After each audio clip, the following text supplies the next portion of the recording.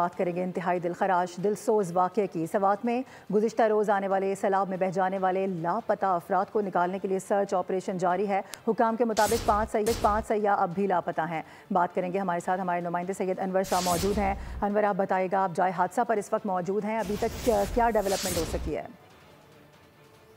मैं इस वक्त मौजूद हूँ दरिया स्वात के किनारे। ये वो मुकाम है जहाँ गुज़श्ता रोज़ आने वाले सैलाब ने 15 सैयाहों को अपनी लपेट में लिया था। रेस्क्यू ऑपरेशन के दौरान 10 अफराद की डेड बॉडीज़ जो है वो बरामद कर ली गई थी, लेकिन 5 अफराद जो है वो ताहाल लापता है।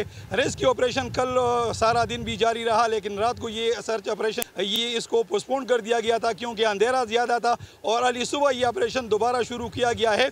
स्वात के मुख्तलिफ मकामात पर रेस्क्यू 91122 की जो टीमें हैं, सिविल डिफेंस के जो रजाकार है और जो इलाकाई लोग हैं वो इमदादी कामों में हिस्सा ले रहे हैं, लेकिन ताहाल जो है लापता अफराद की जो डेड बॉडी है वो बरामद नहीं हो सकी है।